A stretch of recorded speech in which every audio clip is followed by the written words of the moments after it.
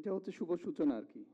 বহুল কাঙ্ক্ষিত ত্রয়োদশ জাতীয় সংসদ নির্বাচনে জনগণের সরাসরি ভোটে বিপুল সংখ্যাগরিষ্ঠতা নিয়ে সরকার গঠন করে বিএনপি। 12ই ফেব্রুয়ারি নির্বাচনের পর 17ই ফেব্রুয়ারি শপথ নিয়ে আনুষ্ঠানিক যাত্রা শুরু করে বর্তমান সরকার, যার বয়স মাত্র 150 দিন। এটা হচ্ছে শুভ সূচনা আর কি। বর্তমান সরকারের 5 মাসের অগ্রযাত্রা ও নানা উদ্যোগের বিষয়বস্তু তুলে ধরে প্রধানমন্ত্রীর কার্যালয়ে সংবাদ সম্মেলনের আয়োজন করে সরকার প্রধানের প্রেস উইং।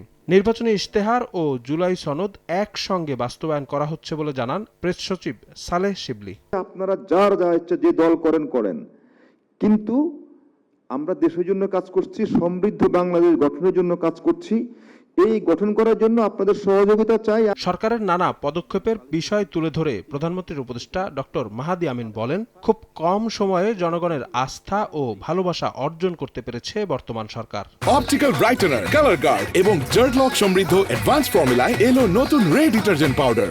এই অল্প সময়ের মধ্যেই সরকার রাষ্ট্র পরিচালনায় স্বচ্ছতা, সুশাসন, জনকল্যাণ এবং মানুষের প্রত্যাশা পূরণকে সর্বোচ্চ অগ্রাধিকার দিয়ে নিরলসভাবে কাজ করে যাচ্ছে।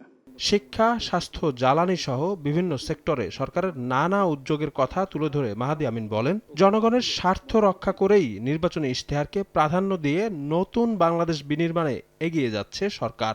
জনগণের প্রত্যক্ষ ভোটে নির্বাচিত হয়ে দায়িত্ব গ্রহণের পর সরকার মূলত গণতান্ত্রিক প্রতিষ্ঠানসমূহের পুনর্গঠন এবং অর্থনৈতিক স্থিতিশীলতা বজায় রাখাকে সর্বোচ্চ অগ্রাধিকার দিয়েছে।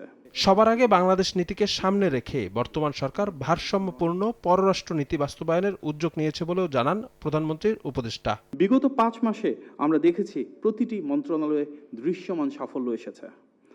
তৃণমূলের উন্নয়নকে ত্বরান্বিত করতে অত্যন্ত মর্যাদা ও উৎসবমুখর পরিবেশে প্রথমবারের মতন জাতীয় পল্লী উন্নয়ন দিবস পালন করা হচ্ছে। জনগণের অধিকার রক্ষার মাধ্যমে তাদেরকে স্বস্তিতে রাখাই বর্তমান সরকারের মূল লক্ষ্য বলে জানান প্রধানমন্ত্রীর উপদেষ্টা। শফিক মুন্সি, সময় সংবাদ, ঢাকা।